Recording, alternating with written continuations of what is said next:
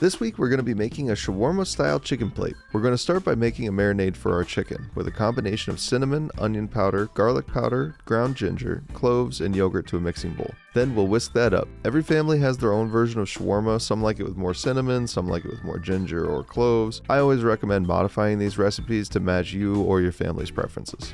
Next, we'll cut 2 pounds of Midamar Zabiha Halal chicken breast into bite-sized chunks. We made ours about 1.5 inches to 2 inches in size just to make sure that each piece has a nice bite to it. Now add the marinade along with lemon juice, salt and pepper, and olive oil. We'll massage that into the chicken and then cover and let marinate for 2 to 3 hours. And while that marinates, why don't you hit like and subscribe so you never miss out on one of our great halal recipes. We post a new video every Friday, so there's always something to look forward to.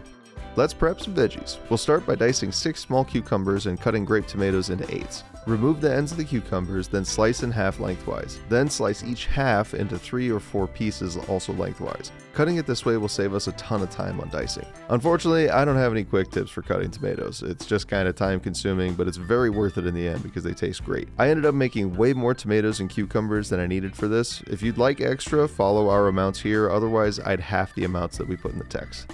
We'll put those into a mixing bowl and cover with olive oil, lemon juice, then we'll finish it with salt and pepper to taste. Mix that together, then give it a taste to make sure it's to your liking. If not, add small amounts of extra seasonings to get it where you'd like it to be. To continue prepping our sides, we'll thinly slice a red onion. I started by cutting the onion in half, then I placed another cut in the center of the onion but without cutting all the way through the stem. This will help keep our onion from falling apart while also making sure we get nice bite-sized pieces. It's a small step, but the time save is great. Once that's all chopped up, we'll add some sumac and mix until each piece is coated. Finally, we made our tahini topping. I started with tahini paste, lemon juice, olive oil, maple syrup, toasted sesame oil, garlic powder, and a few tablespoons of water to get it to be a little smoother. Maple syrup is definitely not a traditional ingredient in tahini sauces like this, but man was it good. It did add a little sweetness, but the maple flavor made this sauce much more complex. Don't worry if your sauce gets too thick, add a little more water and gently whisk again until smooth. Next, we'll prep 3 cups of jasmine rice, then we'll move on to cooking up our chicken.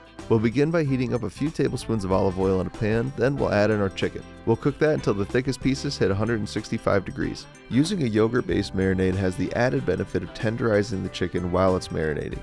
This helps make sure that our chicken stays nice and juicy and doesn't get too dried out while we're cooking it up. Be careful not to marinate for too long though. Then I served it up on a big platter along with some falafel, which is also available on our site. And that's it for this week. What did you think about the recipe? Let us know in the comments below, and we'll see you next week with another great halal recipe.